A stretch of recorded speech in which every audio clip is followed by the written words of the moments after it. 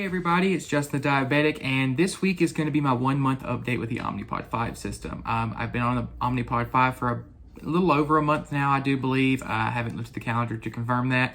I have received, so the way that my system or my pharmacy benefits worked, so I got the supply kit with the pods that were in that, and then they had me call when I had a few pods left, and then they started shipping out my monthly supply of pods. So I have gotten that monthly supply, and I've went through most of them. I think I have 4 or 5 pods left, and I should actually be getting a new supply of them in the next 5 or so days.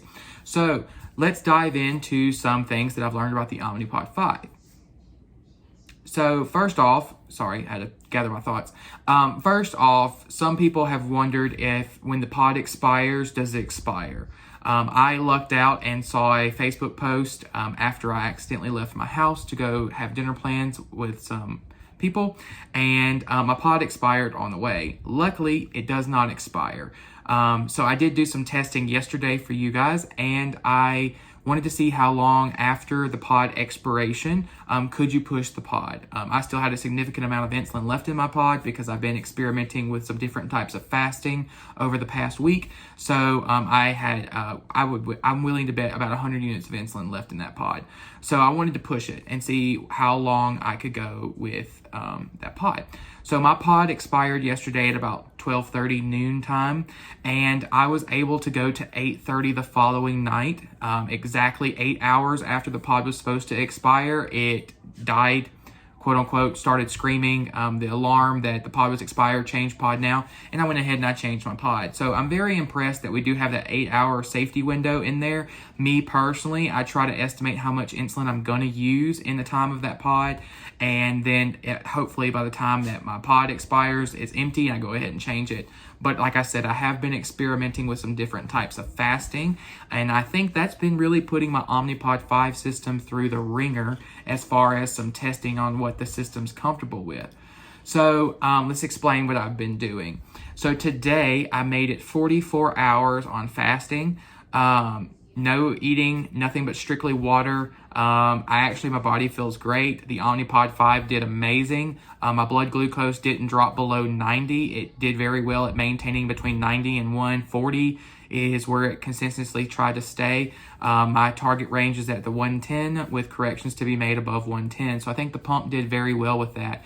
I was going to fast for the full 48 hours. However, they had some leftover Mexican food at work, and I kind of made me just a keto taco bowl type thing. I wasn't going to pass up free Mexican food. Sorry, that's just the inner fat person in me. So I did have that. I am going to eat, and I am going to do a full 48-hour fast. I will not eat tomorrow while you're watching this video. I'll make it all day, and then I'll eat Saturday night for dinner. And I'm going to try to continue doing that. That's been working really well. My blood glucose has been extremely steady. I've really liked the way that things have been trending. So that's that. Earlier in the week, to see if I could do the 48-hour fast, I fasted for 24 hours, and then I had about a cup of peanuts at work, just normal dry roasted peanuts. I ate those just kind of as a snack, and then when I got home, I really wasn't hungry, and I wasn't thinking about the 48-hour fast. So I was just like, okay, I'm gonna go home, and I'm gonna go to bed and go to sleep. It had been a kind of a crazy day at work, so I did that, and I made it another 24 hours with just those peanuts. So that's what kind of pushed me to do the 48-hour fast. I am drinking over a gallon of water a day. It's kind of a way for me to trick my body. So when I get hungry, I just start sipping on my water at work, and then I just lose the urge of hunger and I move on with my day. So things have been going really well with that. For review, if you're curious on my weight loss journey, I started, I believe it was May 19th of 2021, and I weighed in at 306 pounds. This morning, I weighed in at 255 pounds. So that's about a 50-pound reduction in about a year and let's say about 16-ish months time frame. It is August, so there's a few months in there added over the year. And that's not full dieting that whole time. You know, I did it in spurts, trying different things. I really like the intermittent fasting. Keto makes me feel a lot better. I don't get the ups and downs that I would with sorry, I'm looking out the window. Squirrel moments. Anyway, so I I'm not getting those extremely high blood sugars or those, you know, you eat pizza and your sugar stays high all the time. And that's one of the things I really love. I've learned to love Rebel ice cream. It is keto friendly. They have ice cream sandwiches. The pints of ice cream are about 56 grams of carbs, in the 50s, somewhere right around there.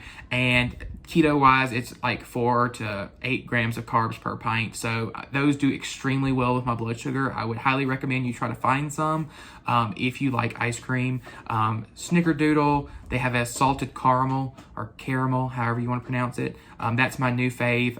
It's really good. They have cookies and cream. What else have I tried? I tried pralines and, no, it wasn't pralines and cream. Something. Had pecans in it. Maybe it was pralines and cream. Anyway, I got that one by accident. I thought it was my salted caramel one and I accidentally grabbed it. Oh well. Anyway, they're really good. I really like them. The ice cream sandwiches, can you just do like their vanilla ice cream, or like they have one that is like chocolate fudge or something, and it's with like peanut butter cookies. I really like that.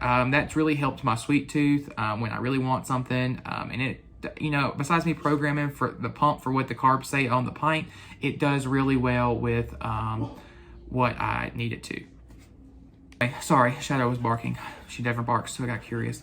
Anyway, so like I said, I really like the keto ice cream. I think everybody should check it out. As far as pod and Dexcom communication goes, currently my Omnipod is on my right arm and my Dexcom is toward the end of its life cycle and it's on my right thigh. I've had my Omnipod on my back, on the left side, lower love handle region of my back, and then I've had it on both arms, and I don't have any communication issues. I am a side sleeper, so I sleep on the side. My Dexcom or the pod are on the outer part of my body, so I haven't had any issues with communications there. The PDM, I really like this thing. I don't mind carrying it around because if I'm going to go do something where I don't want to carry it, I'm typically not going to eat, so I don't really have to worry about it. As you guys can see here, hopefully you can read that. That says 31.8. That was my total daily insulin yesterday with no food, and today I'm only at 15.5 units. Sorry, it's inverted. I'm using the front-facing camera, so that way I can quickly talk through this video for you guys. So my average CGM value for today has been 113, and yesterday has been I hit the lock button. Sorry, I'm not used to these lock buttons being on the side. Was 121. You can see that right there. So far, the system's been doing great. The only alerts, and for anybody who's been on Medtronic knows exactly what I'm about to say, the only alerts I have received on this Omnipod 5 system are low insulin and pod time to change. Literally, that's been about it. Or the Dexcom communications when you change your Dexcom, which typically you get one of those every hour to say that you haven't received CGM values. So you get 2 of them during your warm-up period.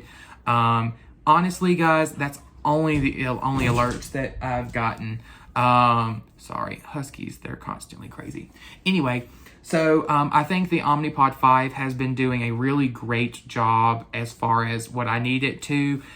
People who are starting Omnipod 5, you do have to do corrections so the pump learns your body, and you do need to have a little bit more aggressive settings than you did on a normal pump. That's just so that the pump can calculate what it actually needs to give you.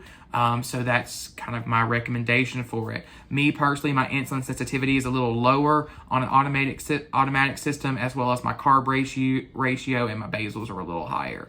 I know people are going to rip me in the comments that the pump doesn't look at all that. It's just my preference. Some things it does look at. To be on the safe side, I kind of just tweak everything to be just a little bit more aggressive, and I think that helps. My pump does a very good job. I do quite a few corrections, but if I haven't really eaten anything, it's been wonderful here lately. Now you got to sit there and think, are we carb counting correctly? Or are we having things that aren't, being broken down in our body as fast as normal, kind of like some high fat stuff, like pizza and other things like that have a lot of heavy carbs in them. If you're used to a dual or a square wave bolus on a manual mode pump, then break your boluses up. If you're eating something that's 40 grams of carbs, do 2 boluses of 20 or 4 boluses of 10 grams of carbs to kind of break that up. Space it out about 30 minutes or however you want to give your pump time to just distribute that insulin.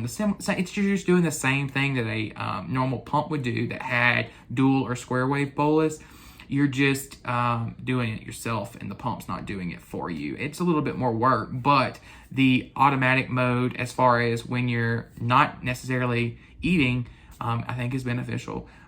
Things have been going great so far. I have seen a comment on a Facebook group. Don't quote me if this is the case, but I've heard that if your blood sugar does get low, apparently the pod will start to beep if you do not have the PDM near you. Again, I haven't firsthand experienced this. I read it on a Facebook post. Somebody said that their child glucose got below 50 and the pod started to beep as a warning mechanism. If that's the case, that's amazing. Because, I was at a water park the other day and I did not have the PDM with me. So that's a good thing to kind of know, especially, if you're doing something, the PDM is in a bag or not really accessible on your person. So that's a cool thing to know. So drop me down a comment. Don't forget to hit the like button, share the video, and subscribe if you haven't already. And hopefully I will see you guys next week with some more updates on the Omnipod 5. Have a wonderful weekend, and I'll see you next time.